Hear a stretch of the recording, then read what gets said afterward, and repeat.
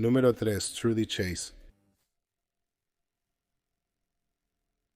El trastorno de identidad disociativo, conocido por las siglas trastorno de identidad disociativo, anteriormente se conocía como trastorno de personalidad múltiple.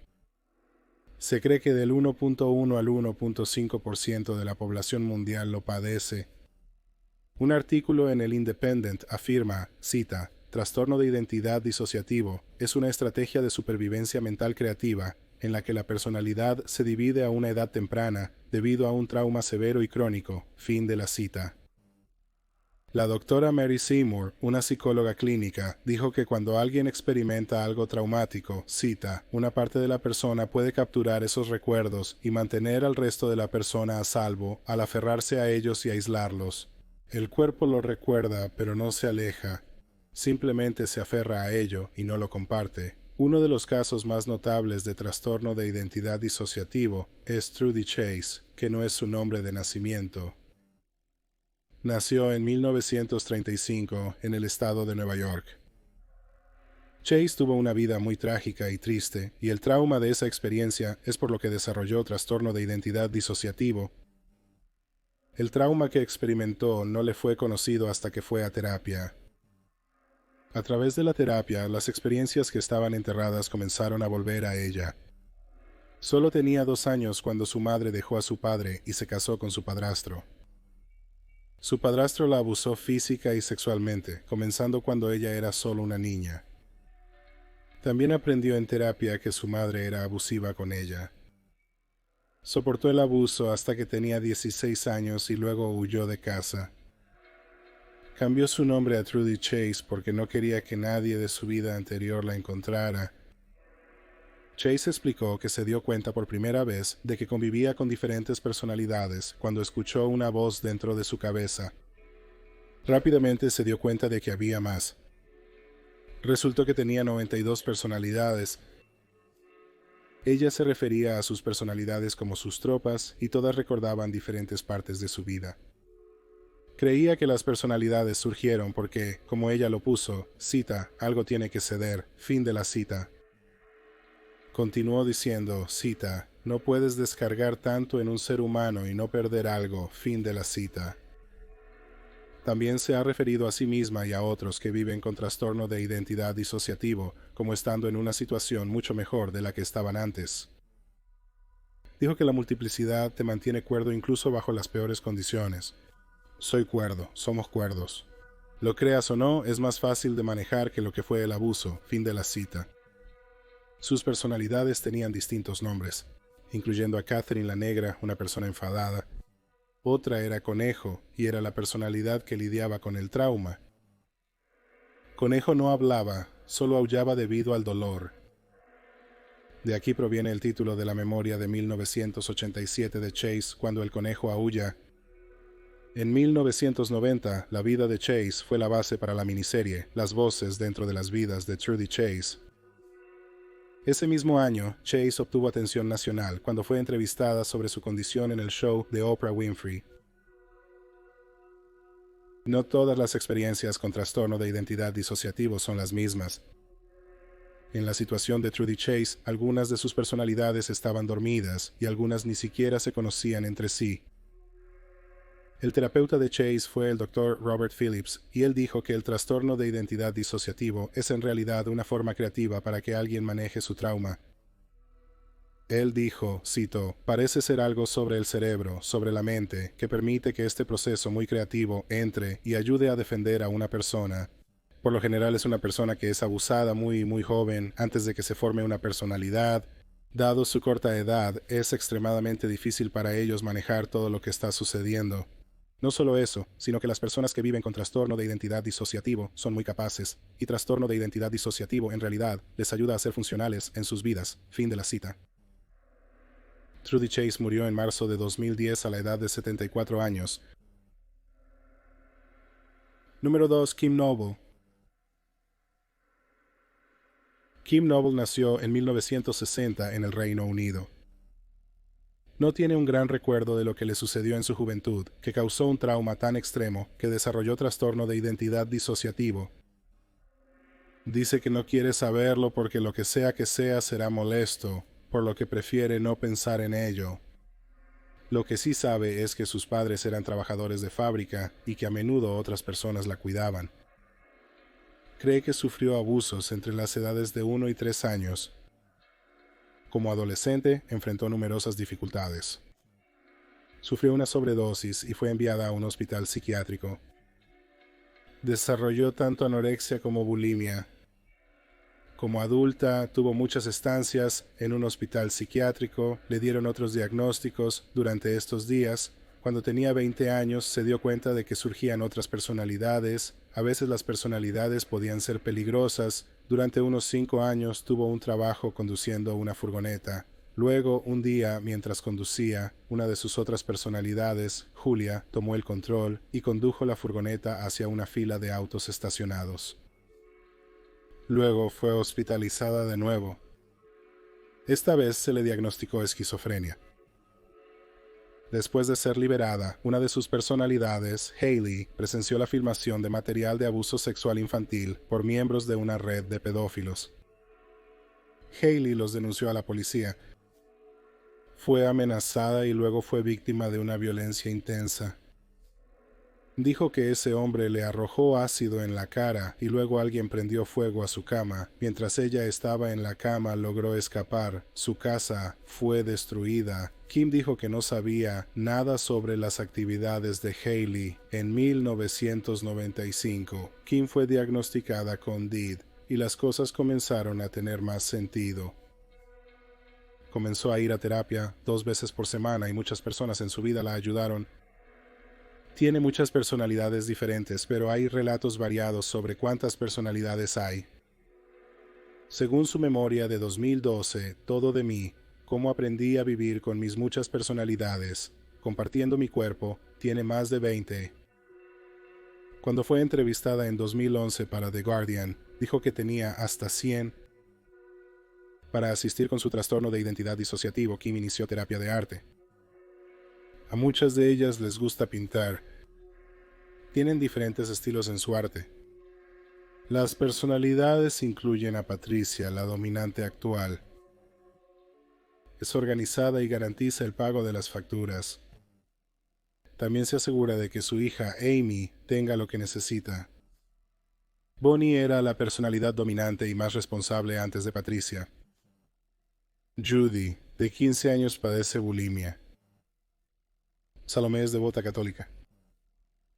También está Ken, un hombre gay que sufre de depresión. Una personalidad, Rhea Pratt, es una niña de 12 años. Basándose en el arte de Rhea, parece ser la que más sintoniza con el trauma que Kim enfrentó en su vida temprana. El arte de Rhea es más perturbador e impactante que el de otros. Patricia dice que ve las experiencias de Kim a través del arte de Rhea. Como se mencionó anteriormente, Kim tiene una hija llamada Amy. La personalidad de Dawn era la personalidad dominante en el momento del nacimiento de Amy. Kim perdió la custodia de su hija justo tras nacer. Después de eso, Dawn tuvo que retroceder y ya no ser la personalidad dominante. La pérdida de Amy fue difícil para Kim manejar. No obstante, la recuperó tras presentar su caso en el Tribunal Superior. Se determinó que Kim y sus otras personalidades eran un peligro para Amy. Kim y sus personalidades criaron a Amy. Amy tenía muchas cosas positivas que decir sobre crecer con su madre. Las personalidades no saben lo que las otras están haciendo cuando están en control. Se contactan con su terapeuta vía email. Todos tienen sus propias cuentas y contraseñas. Y las personalidades desconocen las contraseñas ajenas. Además, la personalidad de Kim ya no existe.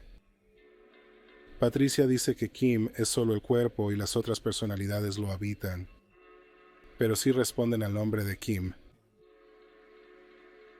En las memorias de Kim, ella escribió que no quiere que sus personalidades se integren. Prefiere mantenerlas separadas porque su vida ha estado funcionando bien. La doctora Valerie Sinason, psicoterapeuta de Kim, describió el trastorno de identidad disociativo como un, cita, brillante dispositivo de supervivencia creativa, fin de cita. El éxito de la vida de Kim Noble y su feliz relación con su hija demuestran que las personas con trastorno de identidad disociativo pueden vivir vidas plenas y felices. 1. Billy Milligan. Los dos casos anteriores muestran que las personas con trastorno de identidad disociativo pueden vivir vidas plenas y son individuos no amenazantes. Sin embargo, el caso de Billy Milligan es muy diferente. Billy nació como William Stanley Morrison el 14 de febrero de 1955, hijo de Dorothy y Johnny Morrison. Billy tenía dos hermanos. El suicidio de su padre, Johnny, provocó que Dorothy mudara a la familia frecuentemente. La familia finalmente se estableció en Lancaster, Ohio. Dorothy se casó con Chalmer Milligan el 27 de octubre de 1963.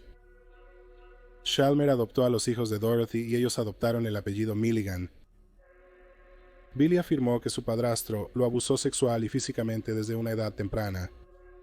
Aunque los miembros de la familia han corroborado las acusaciones, el padrastro de Billy siempre lo negó. Se cree que esta es la causa del trastorno de identidad disociativo de Billy, según los expertos. Sin embargo, hay algunas preguntas sobre si Billy tenía trastorno de identidad disociativo antes de vivir con su padrastro, ya que algunas de sus personalidades aparecieron alrededor de los 5 años y su padrastro no entró en su vida hasta que tenía al menos 6 años. Billy tuvo una infancia difícil. Cuando era adolescente fue internado en un centro psiquiátrico. Fue diagnosticado con una condición que en ese momento se denominaba neurosis histérica. Pero fue expulsado del hospital después de una corta estancia debido a problemas de comportamiento. Esta tendencia continuó cuando fue expulsado de la escuela secundaria y luego despedido de la Marina después de unirse en 1972. Tras su etapa en la Marina, el comportamiento de Billy se tornó más oscuro. Fue despedido de la Marina y condenado por violación, secuestro y asalto el mismo año. Por ende, estuvo 6 meses en un campamento juvenil en Zanesville, Ohio. Pero sus problemas no terminaron ahí. En 1975, Billy fue arrestado nuevamente y esta vez fue condenado a prisión por violación y robo a mano armada. Fue liberado en libertad condicional en 1977. Pronto fue arrestado nuevamente, esta vez por la violación de 3 mujeres en el campus de la Universidad Estatal de Ohio, y así es como obtuvo el apodo "el violador del campus". Antes de su juicio, se sometió a un examen psicológico realizado por el Dr. Willis C. Driscoll. El Dr. Driscoll diagnosticó a Billy con esquizofrenia. Luego la doctora Dorothy Turner hizo su evaluación. Le diagnosticó trastorno de identidad disociativo. Los abogados de Billy alegaron locura. Algunos comentarios hechos por sus víctimas parecían apoyar el diagnóstico. Las víctimas de violación de Billy afirmaron que él usaba distintos nombres y cambiaba su voz durante los asaltos. A veces hablaba con diferentes acentos. Había cambios extraños en su comportamiento. El supervisor de investigación de la policía de Ohio, Elliot Boxerbaum, notó que Milligan parecía estar habitado por diferentes personas. Dijo, cito, "sentía que hablaba con diferentes individuos en distintos momentos". Fin de la cita. Billy dijo que a menudo perdía el tiempo. Tras el apagón, solía tener problemas. Esto indica que no era consciente de las acciones de sus otras personalidades y no las controlaba. Al retomar el cargo, enfrentaba las consecuencias de las acciones de las otras personalidades. Sin embargo, no todos están convencidos de que el trastorno sea real. Esto incluye al profesor de psiquiatría Thomas Assas, quien dijo, cito, "la personalidad múltiple es solo una figura retórica. No es más que un engaño". Fin de la cita. Incluso hoy, usar el trastorno de identidad disociativo en un juicio como parte de una defensa por locura es muy difícil. La doctora Dorothy Ottenow Lewis, que es una psiquiatra con experiencia en trastorno de identidad disociativo, dice que no hay pruebas médicas o tecnología que demuestren sin duda que una persona vive con trastorno de identidad disociativo. La Dr. Lewis indica que la defensa debe presentar más evidencias como dibujos y ejemplos de torsión de manos. El juicio por las 3 violaciones de Billy Milligan, de 23 años, duró un día. No había jurado y sería decidido por un juez. No había duda de que Billy, o al menos su cuerpo físico, cometió las violaciones, pero la defensa afirmó que una de sus otras personalidades cometió las violaciones. El juez tuvo que determinar si Billy podía ser considerado responsable de los delitos que fueron cometidos por otra personalidad. La defensa hizo testificar a varios psiquiatras.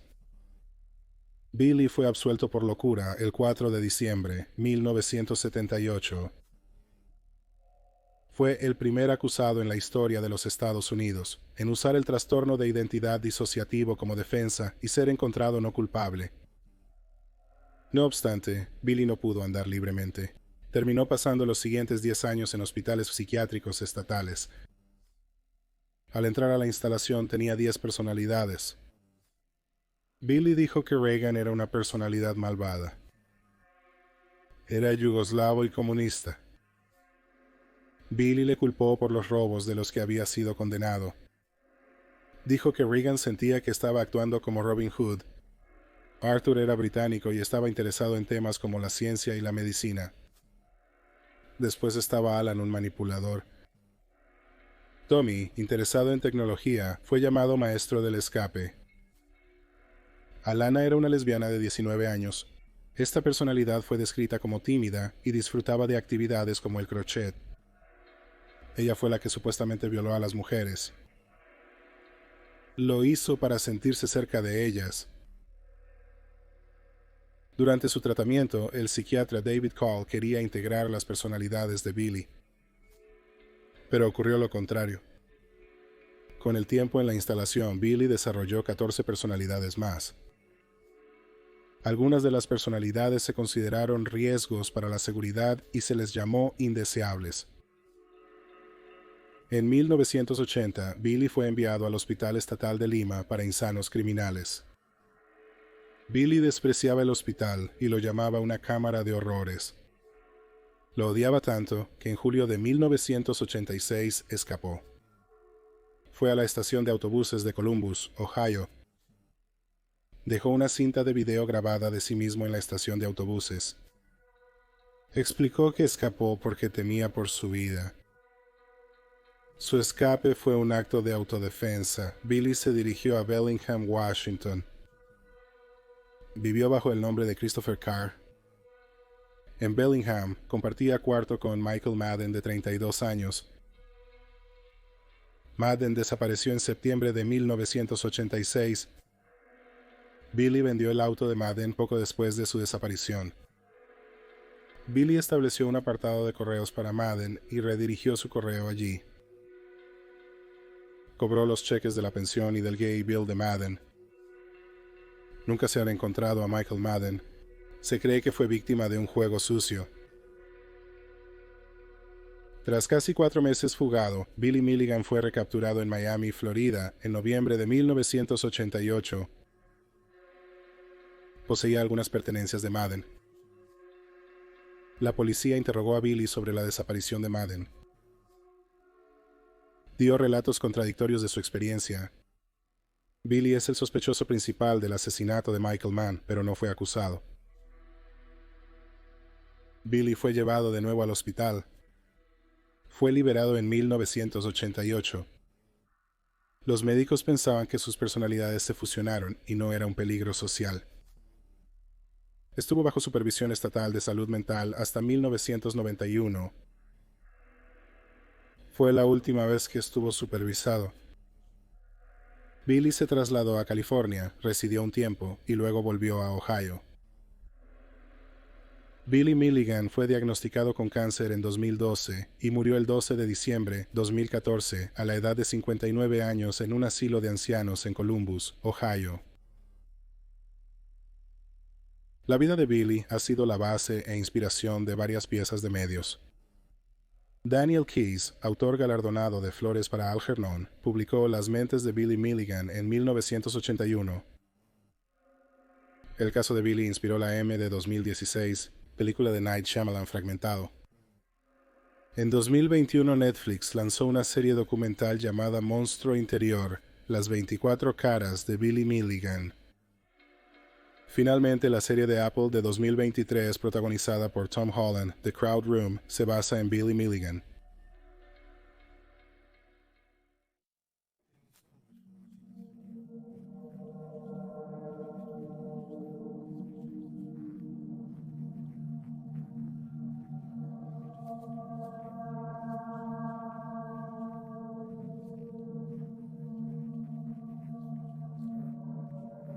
Puedes encontrarlo en youtube.com/criminallylisted. También tenemos un podcast sobre casos fríos que finalmente se resolvieron llamado Criminally Listed Presence into the Killing. Está disponible en Stitcher, Spotify, Amazon Music y donde encuentres podcasts de calidad. Eso es todo por hoy. Gracias por ver.